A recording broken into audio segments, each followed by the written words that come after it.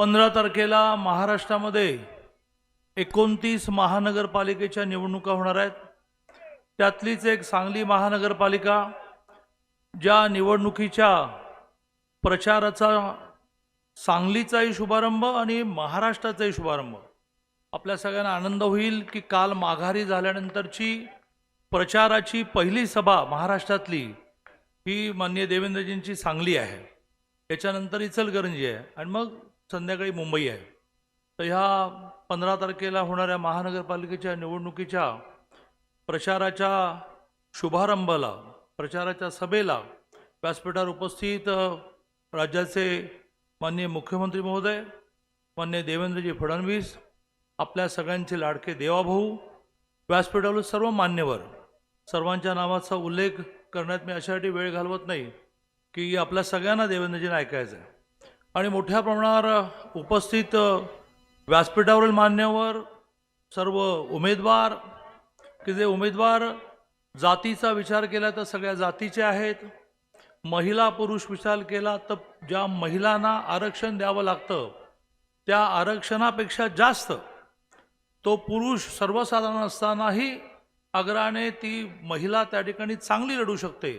त्यामुळे मोठ्या प्रमाणावर पुरुष महिला ह्या विषयामध्ये महिलांना प्राधान्य असेल, जातीचा समतोल असेल, आर्थिक समतोल असेल, असा सगळा समतोल असणारं जे पॅनल तयार झालं त्याचे सर्व उपस्थित मान्य उमेदवार आणि दुपारची वेळ सभेला सोयीची नसते असं असताना सुद्धा इतक्या मोठ्या संख्येने उपस्थित बंधू आणि भगिनींनो, माझ्या आधी सुरेश भाऊंनी आणि सुधीरदादांनी उल्लेख केला की गेल्या वर्षी इतिहासात पहिल्यांदा सांगली महानगरपालिका, आधी नगरपालिका मग महानगरपालिका झाल्यानंतर पहिल्यांदा भारतीय जनता पार्टीचा ब्रँडेड कमळ चिन्हावरचा महापौर झाला। 38 जागा लागत होत्या महापौर व्हायला, आपल्याला 41 मिळाल्या।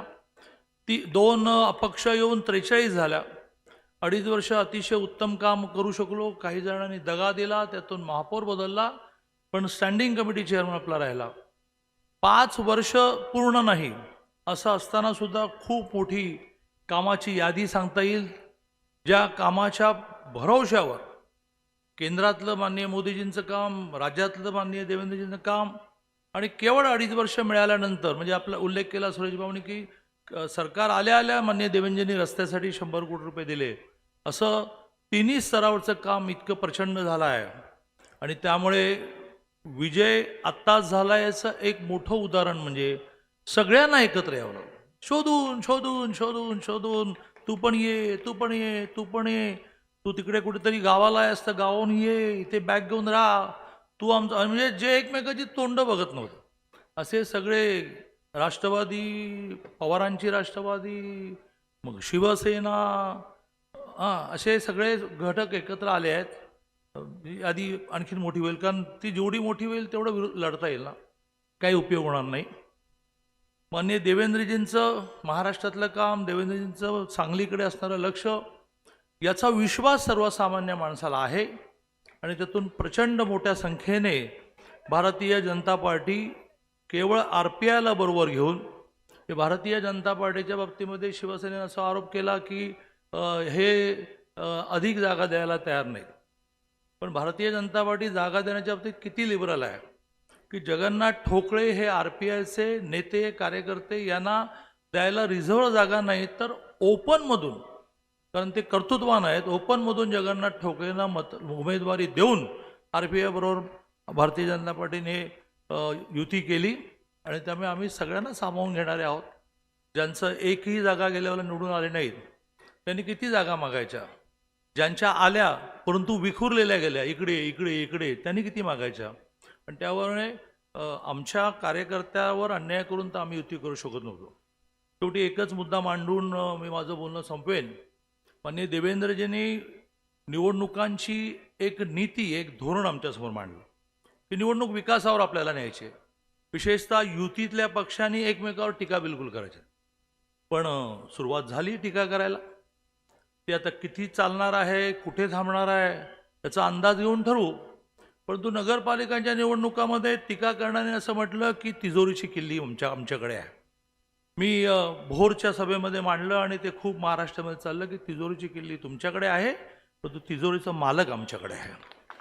आता असं म्हणेन, ए घरला जायचंय का, असं म्हणणाऱ्यांना मी असं म्हणेन की मुख्यमंत्री पण आमच्याकडे आहेत आणि गृहमंत्री पण आमच्याकडे आहेत. त्यामुळे दमात घेऊ नका आणि हलक्यात पण घेऊ नका. अतिशय चांगले मेहनतीने राबणारे कार्यकर्ते हे उमेदवार म्हणून दिलेले आहेत आणि सगळ्यांच्या मागे खंबीरपणे उभं. मी अनेक वर्ष माननीय देवेंद्रजींबरोबर काम करतो. एखाद्याच्या मागे उभं राहणं म्हणजे काय, इथे असणाऱ्या एकनेक उमेदवाराला, कार्यकर्त्याला, नेत्याला मी विश्वास देतो. असे जे कोणी दमदाटी करणारे असतील, रात्री बेरात्री आपण देवेंद्रजींना फोन करूया. खरं म्हणजे मी पालकमंत्री आहे, मीच पुरेसा आहे.